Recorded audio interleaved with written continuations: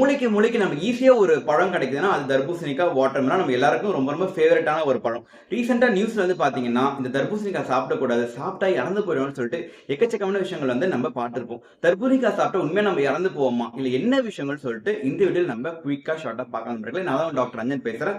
Channel subscribe பண்ணிக்கோங்க. கோடை காலத்துல வந்து மூளைக்கு மூளை கிடைச்ச ஒரு பழம் தர்பூசணிக்காய் தான். நம்ம ஈஸியா ஒரு பழமா சாப்பிடலாம், ஒரு ஃப்ரூட் ஜூஸாவும் குடிக்கலாம். தர்பூசணிக்காயில வந்து ஒரு 90% வந்து வாட்டர் கண்டென்ட் தாங்க இருக்கு. ஸோ தண்ணி மட்டும் தான். அது போக நிறைய நியூட்ரிஷன் வந்து வாட்டர் மெலன்ல இருக்கு. ஸோ முக்கியமான ஒரு ஈஸியா அவைலபிள் கிடைக்கிற பழம், எல்லாருக்கும் பிடிச்ச பழம் தர்பூசணிக்காய். இந்த தர்பூசணிக்காய் வந்து பாத்தீங்கன்னா இப்ப ரீசெண்டா வந்து சாப்பிட்டு இறந்து போனதா நியூஸ் எல்லாம் பார்த்திருப்போம்.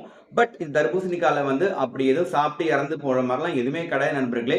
இந்த டை இன்ஜெக்ட் பண்றதா சொல்றாங்கல்ல, ரெட் டை, இந்த ரைடோஃபைன்லாம் இன்ஜெக்ட் பண்றதா சொல்றாங்க. இந்த டை இன்ஜெக்ட் பண்றதுமே பாத்தீங்கன்னா பெரும்பாலான இடத்துலயும் டேரக்டா நம்ம தர்பூசணி இன்ஜெக்ட் பண்ண முடியாது. இன்ஜெக்ட் பண்ணாலுமே இந்த இன்ஜெக்ஷன் வந்து திருப்பியும் தர்பூசணி கலந்து வெளியே தான் வரும் தவிர அது ப்ராப்பரா வந்து இன்ஜெக்ட் ஆகுது. மோர் ஓவர் தர்பூசணிக்கு வந்து ஒரு ஃபைப்ரஸ் கண்டென்ட் ஃபுல்லாவே. ஸோ நம்ம இன்ஜெக்ட் பண்ணாலுமே ஈவனா தர்பூசணிக்காக்குள்ள ஈவனா ஸ்ப்ரெட் ஆகாது. எங்க இன்ஜெக்ட் பண்றோமோ அந்த இடத்துல மட்டும் தான் அந்த டை மாதிரி இருக்குமே தவிர இந்த இன்ஜெக்ஷன்லாம் வந்து ஒரு ஃபேக்கா வந்து நிறைய பேர் வந்து சொல்றாங்க. அண்ட் மோர் ஓவர் ஒரு டெஸ்ட் பண்ணி பாருங்க, இது உங்க தர்பூசணிக்கால டை ஆட் பண்ணிருக்காங்கன்னு சொல்லிட்டு நிறைய வீடியோல பார்த்திருக்கேன். எல்லாமே ஃபேக்கு, பொய்.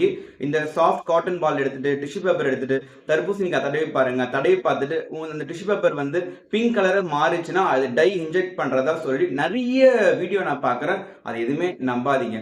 உண்மையாவே தர்பூசணிக்காய் வந்து பாத்தீங்கன்னா லைகோபைன் ஒரு காம்பனன்ட் இருக்கு. அந்த லைகோபைன் காம்பனன்ட் வந்து யூஸ்வலாவே வந்து தர்பூசணிக்காயில வந்து அந்த கலர் வந்து கொடுக்கும். அந்த கலர் கொடுக்கறதுனால தான் வந்து வாட்டர்மெலன் அந்த கலர்ல இருக்கு. ஸோ வாட்டர்மெலன் நல்ல ஒரு பழம்.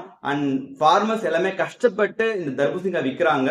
ஸோ இது மாதிரி டைம்ல வந்து கண்டது இந்த கொக்கோலா, மாசா, ஃப்ரூட்டி அதெல்லாம் குடிக்கிறத விட தர்பூசணிக்காய் தாராளமா சாப்பிடலாம். ஃபார்மர்ஸ்க்குமே நம்ம வந்து நிறைய விஷயங்கள் வந்து ஹெல்ப் பண்ணலாம். தர்பூசணிக்காய் முக்கியமான விஷயம் என்னன்னா, வாங்கின உடனே கட் பண்ணதுக்கு அப்புறம் 2 மணி நேரத்துக்குள்ள சாப்பிடுங்க. நம்ம இருக்க room temperature.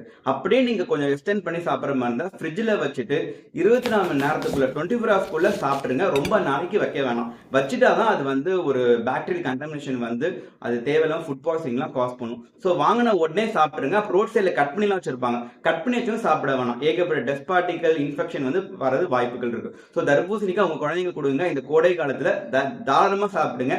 Stay home, stay hydrated. Thank you.